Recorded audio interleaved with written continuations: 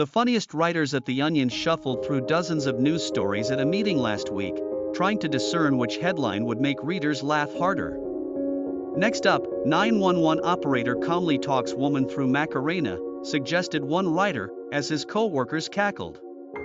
Another, J.D. Vance doubles down on controversial criticism of childless children. The headlines, all 52 of them, were completely fake, possible fodder for the satirical news site.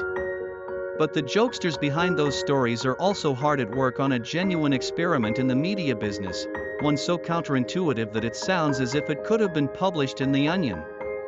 This week, The Onion began distributing a print edition for the first time in more than a decade and will soon deliver it monthly to everyone who subscribes to its site. The move is a throwback to the publication's roots as a campus weekly in the late 1980s. But it is also emblematic of a growing trend in the media industry, trying new ways to attract and retain digital subscribers. The Onion hopes to begin turning a profit later this year with the help of the subscription add-ons. The Onion is no stranger to the difficulties that face the publishing business. Its headlines have tracked the tumult in the media industry over the last several years, even occasionally poking fun at itself. The Onion, mild-mannered reporter suddenly transforms into incredible unemployed man. The print edition is part of a variety of perks that the company plans to offer online subscribers, who pay $5 a month, said Ben Collins, the chief executive of The Onion's parent company, Global Tetrahedron. The company plans to offer invites to live events, access to The Onion's archive of physical papers and sponsorship of ambitious editorial projects, such as a video titled The Perfect One Pot, 6 Pan, 10 Wok, 25 Baking Sheet Dinner, Mr. Collins said. Do you know how much 10 woks cost these days? He asked.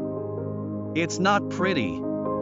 The Onion hopes to begin turning a profit later this year with the help of those subscription add-ons, said Mr. Collins, whose company took over the publication in April. At the same time, The Onion is reducing its reliance on certain kinds of advertising.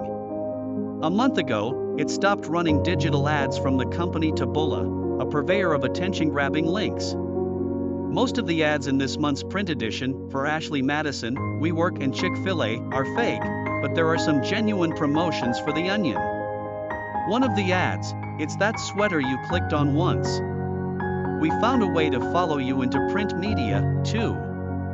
Over the past 10 years, The Onion has changed hands 3 times. It was bought by the Spanish-language television company Univision, the digital publisher G/O Media and, this year, Global Tetrahedron. Along the way, there have been layoffs, tense contract negotiations and even the sale of The Onion's sister site, the AV Club.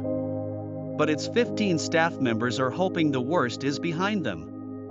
Under the owner of Global Tetrahedron, Jeff Lawson, a co-founder of the tech company Twilio, the publication has enjoyed a relatively calm period.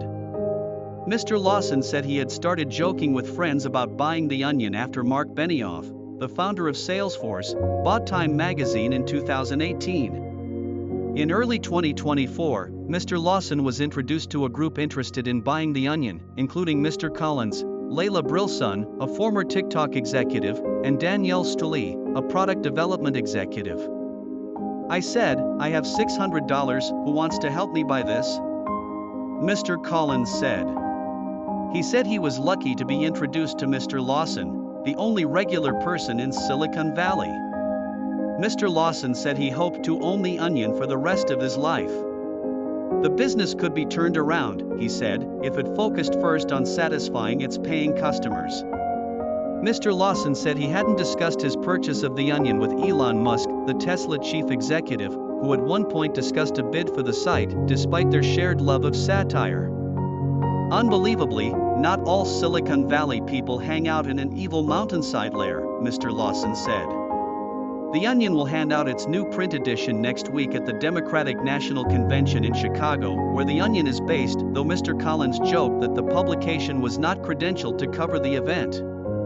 The major influx of influential journalists will make it a perfect opportunity to debut the print edition, said Jordan LaFleur, The Onion's executive editor. Mr. LaFleur said he hoped the print newspaper would reach a younger generation of consumers who had already begun to show some affinity for analog substitutes of digital products. I think for the same reason that 18-year-old kids are buying Taylor Swift on vinyl, Mr. Lafleur said, we can introduce those same kids to the notion that a print publication is a much richer way to consume media. The staff doesn't seem to share that enthusiasm for all publications. One of the front page headlines in The Onion this week, New York Times to cease publication.